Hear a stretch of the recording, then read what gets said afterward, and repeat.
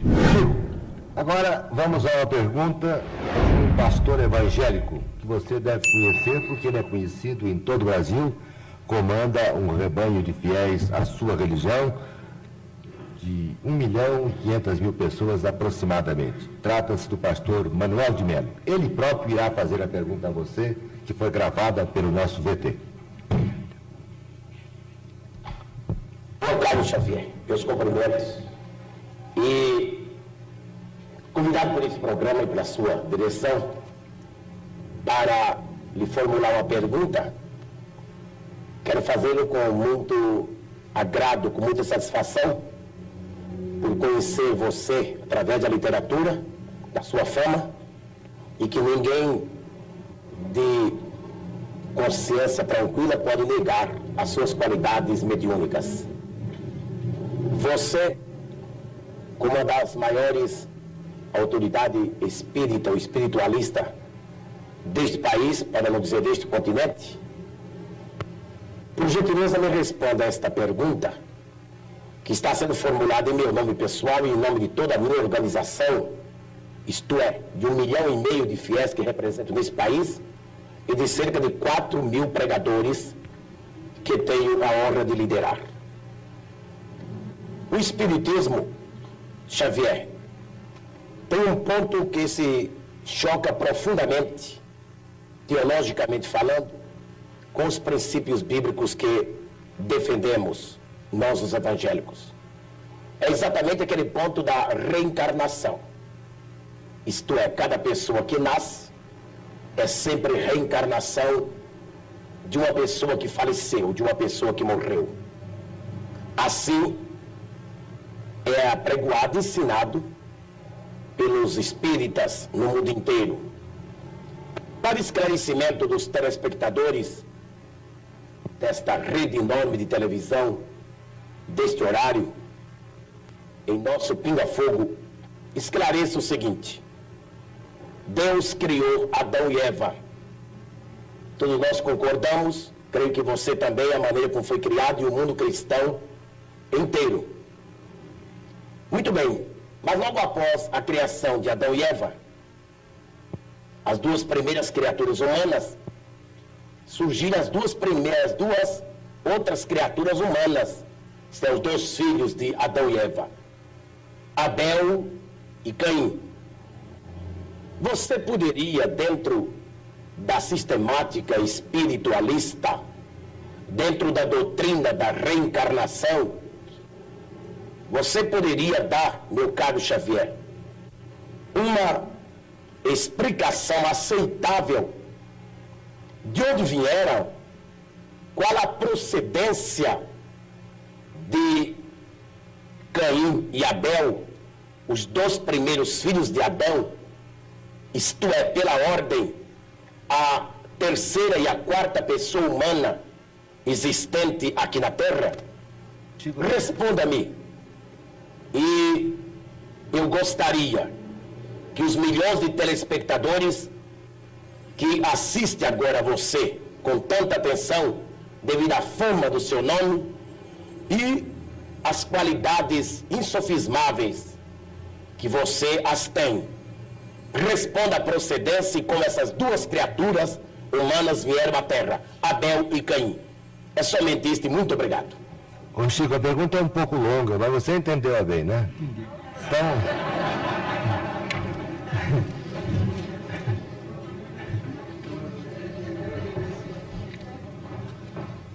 A pergunta do nosso caro amigo, que nos interpela a respeito do texto bíblico, está emoldurada de tamanho carinho que inicialmente nós agradecemos esse tom de fraternidade e ternura humana com que ele emoldura a questão para se dirigir a nós.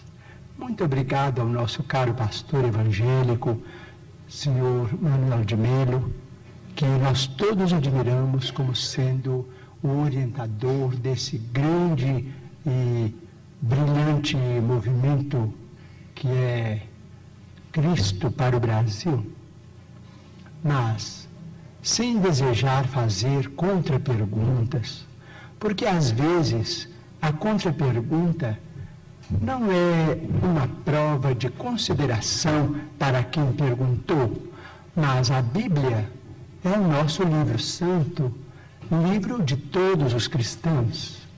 Nós, os espíritas evangélicos, nos detemos no Testamento Novo para compreender a essência dos ensinamentos de nosso Senhor Jesus Cristo e daqueles que o sucederam, os apóstolos da causa evangélica.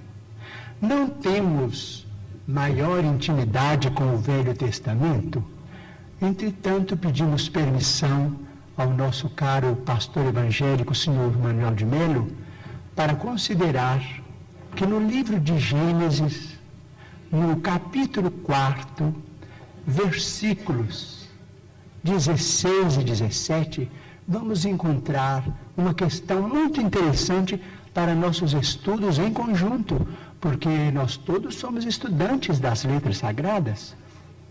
O capítulo 4 trata, por exemplo, da união de Adão e Eva para o nascimento dos seus 3 filhos, Caim, Abel e Sete. Sabemos por esse texto, o capítulo 4 do livro de Gênesis de Moisés, que Caim exterminou Abel. Entretanto, nos versículos 16 e 17, nós encontramos uma informação muito curiosa, a informação de que Caim, em se retirando da face de Deus, se dirigiu para uma cidade ou uma terra chamada Nod, onde ele desposou aquela que foi sua esposa e teve com ela uma grande descendência. Então, estamos perguntando se determinados textos do Antigo Testamento não seriam códigos que nós precisamos estudar com mais segurança para não cairmos, por exemplo, em contradição do ponto de vista literal. Nós precisamos estudar com técnicos e pesquisadores de história, que nós os temos hoje em todas as direções. Digo isso com o máximo respeito, porque se Caim matou Abel antes do nascimento de Sete, mas casou-se numa cidade chamada Nod, onde encontrou a sua mulher, aquela que foi sua esposa, e com ela teve uma grande descendência, o assunto exige estudos especiais de nós todos. Porque, segundo a criação no jardim edênico, a família inicial teria sido constituída pelas 4 pessoas às quais se refere o nosso caro pastor evangélico, senhor Manuel de Melo, Adão, Eva e os 2 filhos primeiros do casal. Vamos estudar então a questão com respeito à reencarnação. Mas o Manuel de Melo tem que estudar também, né? Todos nós. Então vamos chegar a uma conclusão.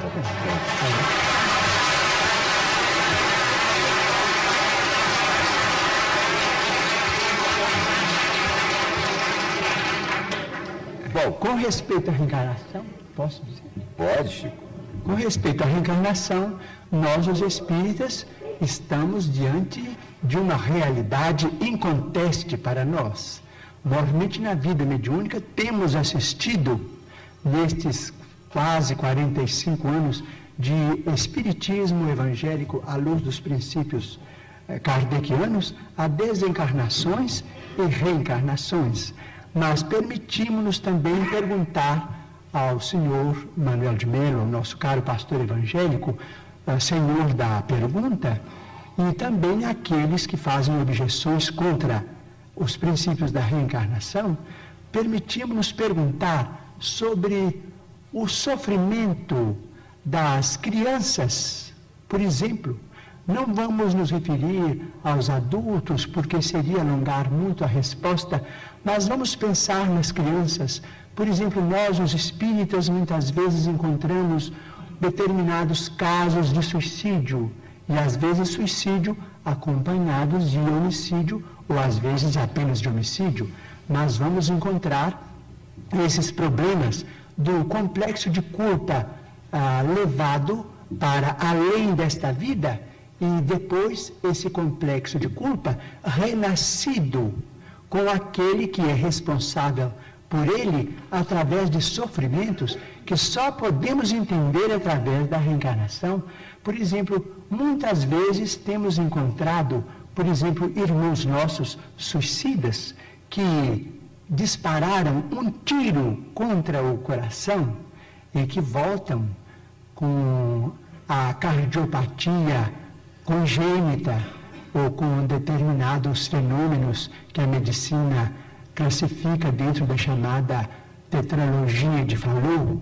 Nós vimos companheiros que quiseram morrer voluntariamente pelo enforcamento e que voltam com a paraplegia infantil, comumente chamada de enfermidade de Lytton.